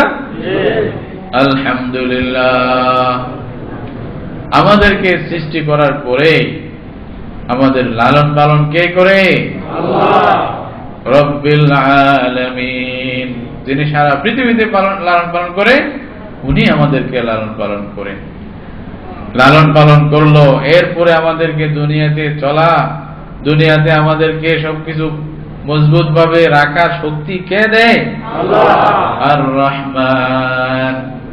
আল্লাহর রহমত সবার জন্য দুনিয়াতে লালন পালন করলো, মানে আমাদের সৃষ্টি করলো, লালন পালন করলো, দুনিয়াতে আমাদের সব কিছু ব্যবস্থা করে রাখলো, এবং আখিরাতের জীবনে আমাদেরকে আমরা কার সাহারায়, কার সাহায্যে থাকতে পারি? আর রহিম। তারপরে আসতেছে কি? রহিম বলা হয় যার রহমত খুব খাস, বিশেষ, সবার জন্য না, শুধু আল্লাহর বান্দাদের জন্য। হাদিসের মধ্যে আছে আল্লাহর 100টি রহমত আছে, 100টি রহমত থেকে শুধু একটি রহমত দুনিয়ার মধ্যে দিয়েছেন, বাকি 99টি রহমত আল্লাহ তাআলা কিয়ামতের দিন বান্দাদেরকে জান্নাতের মধ্যে নিজের খাস বান্দাদেরকে দেওয়ার জন্য আল্লাহ রিজার্ভ রেখে দিয়েছেন। ওই দিন দুনিয়া থেকে আমরা আস্তে আস্তে জীবন শেষ করে আখিরাত পর্যন্ত গেলাম, এখন ওই দিনের ইনসাফ আমাদেরকে কে দিবে? মালিকি ইয়াউমিদ্দিন। তারপর আসতেছে মালিকি ইয়াউমিদ্দিন। এখন এই আল্লাহ যদি এতটুকু করে, এখন আমরা ছিলাম না, ওইখান থেকে সৃষ্টি করলো, ওইখান থেকে আমাদের লালন পালন করলো, দুনিয়াতে সব কিছু দিয়ে আমাদের ধারণ করলো, আবার আখিরাতে উনার ছায়ার মধ্যে, উনার রহমতেই আমরা বড় সাথে আছি, উনি আমাদেরকে ইনসাফ দিল, এত কিছু করলো, তাহলে ইবাদত খালি উনারই করব। তারপরেই শব্দ কি? ইয়াকা নাবুদু।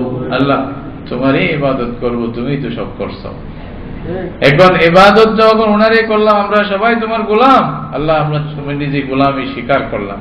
ইয়াকা নাবুদু।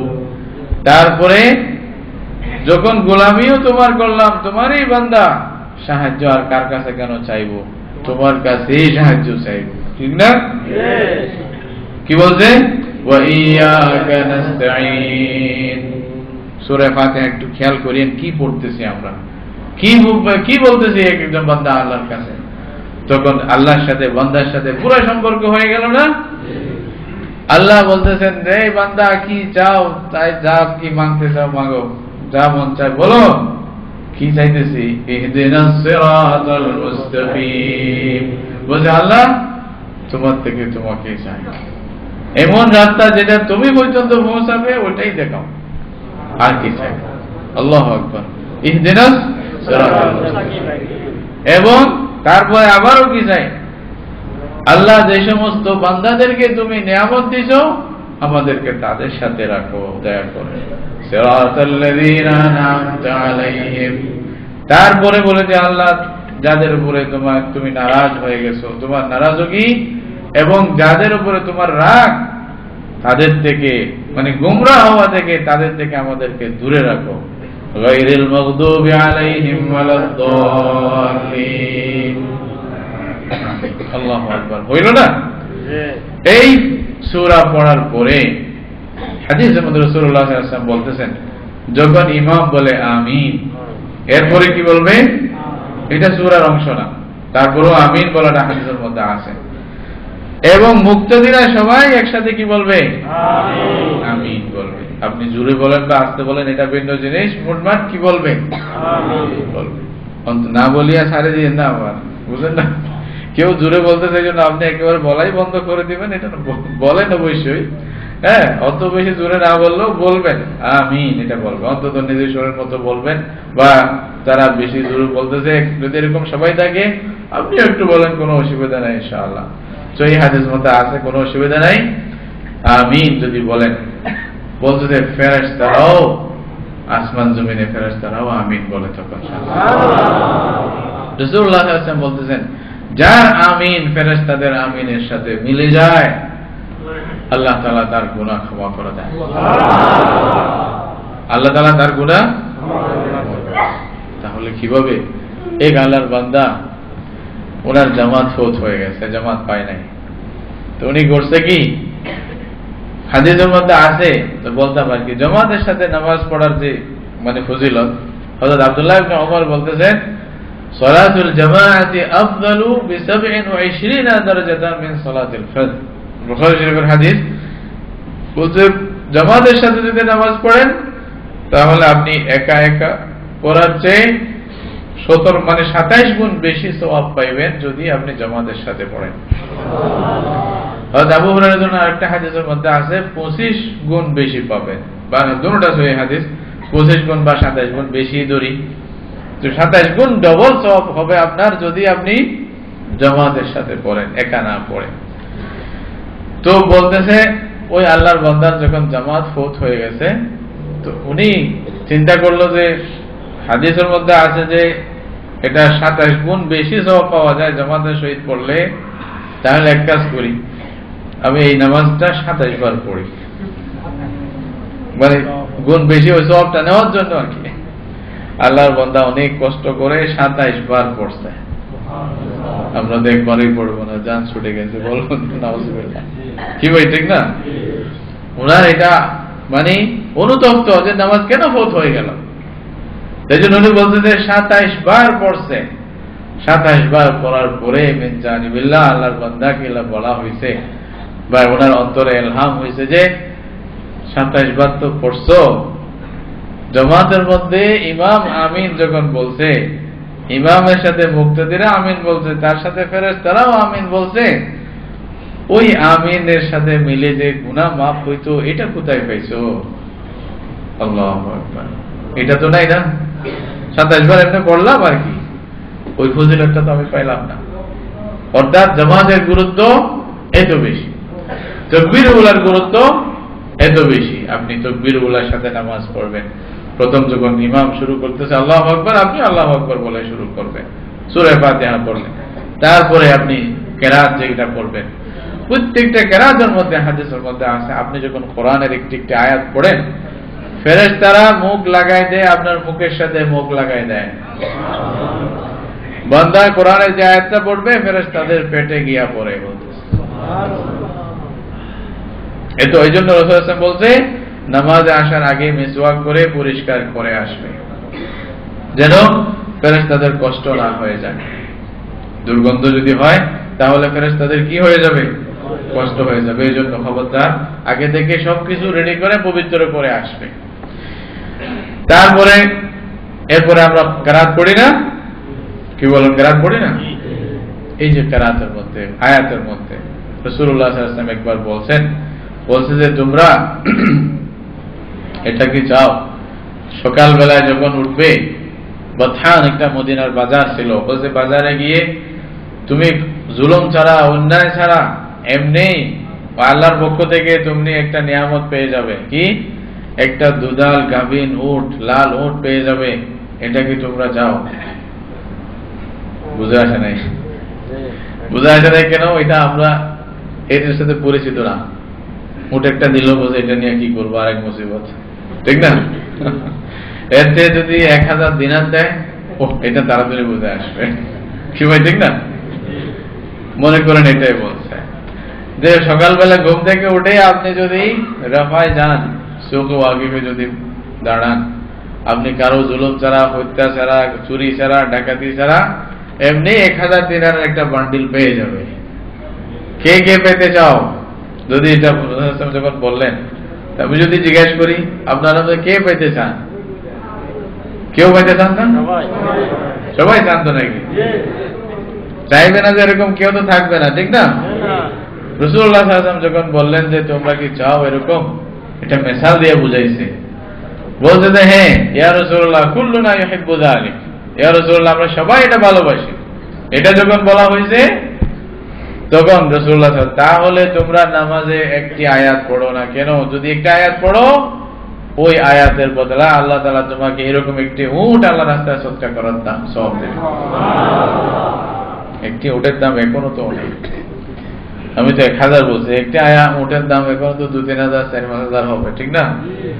বাংলাদেশে আরো বেশি হবে। যাই হোক, বলছে এক একটি আয়াত পড়বে, এক একটা উট আল্লাহ রাস্তায় দান করার সওয়াব তোমাকে আল্লাহ দেবে।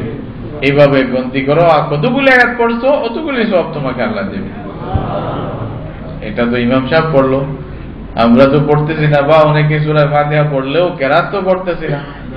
রাসূলুল্লাহ সাল্লাল্লাহু আলাইহি ওয়াসাল্লাম কি বলছেন, তোমার যদি ইমাম থাকে, ইমামের পড়া মানে তোমারও পড়া, তাহলে ইমামের যে সওয়াব আল্লাহ তোমাকেও কি সেম সওয়াব দান করবে পড়ার মধ্যে। যেহেতু ফাকারাতুল ইমাম লাহু কিরাআতুন, আল্লাহ তাআলা তোমাকেও সওয়াব দান করবে। এবং ইমাম যখন পড়বে তখন বলা হয়েছে ওয়াইদা কুরিয়াল কুরআনু ফাসতামিউ লাহু ওয়া আনসিতু লাআল্লাকুম তুরহামুন।